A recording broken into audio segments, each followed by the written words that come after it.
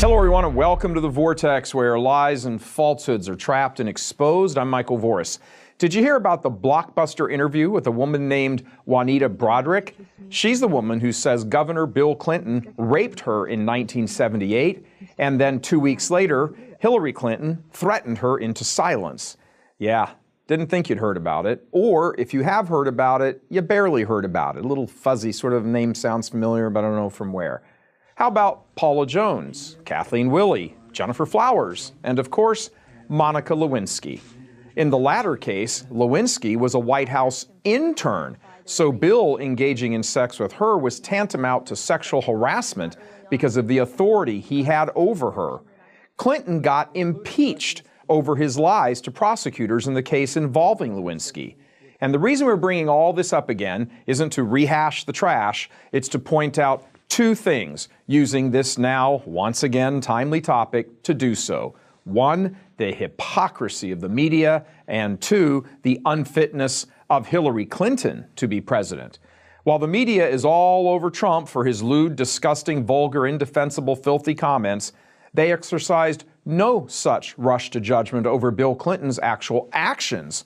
Trump's words bring down the indignation of the media elite. Bill's actions elicit a collective yawn from the same folks.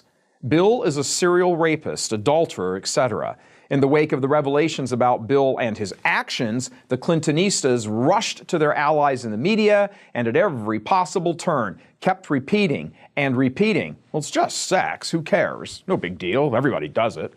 When it was revealed that Clinton had perjured himself before the special prosecutor, lied to them under oath, the whole country watched on TV. Remember, depends on what the meaning of the word is. His surrogates once again went on the Sunday morning mainstream media shows and said, who cares, it's just sex. So Bill got a pass for not only raping Broaddrick, having sex with an intern, which would have gotten any CEO in the U.S. immediately fired, and perjuring himself because the media was happy to parrot the worn-out phrase, oh, it's just sex. Media elites also, especially, turned a blind eye to Hillary's special setup infamous war room during their time in Arkansas, where she managed what she called bimbo eruptions, episodes where any of the numerous victims of Bill would begin to emerge, and Hillary would get to them and threaten them into silence. None, absolutely none of this raised an eyebrow of any in the media. After all, it's just about sex, and Hillary is just standing by her man, as came up in the famous 60-minute CBS News interview where Bill and Hill did a rare joint interview where Bill's sexual problems threatened to sink his 1992 campaign. So Bill is a serial adulterer and perjurer at best, and a rapist, most likely. Hillary enables every bit of this and blasts the female victims, is greatly aided and abetted in her work by the media, which gave her the platform to launch her now infamous fast right-wing conspiracy attack. And yet Trump is the one who is somehow unfit for the presidency. Now, fast forward to the present, and Hillary has lied to Congress multiple times, destroyed evidence, set up an entire shadow effort through their foundation to get money from foreign nationals to exercise influence peddling, lied to the parents of American victims killed in Benghazi, dead partly from her inaction, lied to America about the cause of Benghazi attack, and Trump is somehow unfit to be president. Perhaps Trump is unfit to be president, but Hillary is unfit to be a free citizen. The woman should be in jail for her crimes. And in all this, the media are complicit.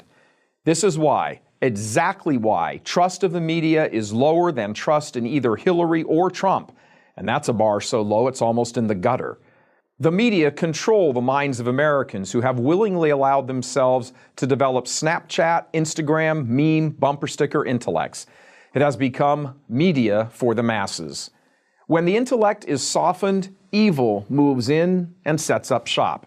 And when the controllers of the media are of evil minds themselves, supporters of intrinsically moral evils, which they are, then they can fill people's minds night and day, nonstop, round the clock, 365, with their spiritual poison.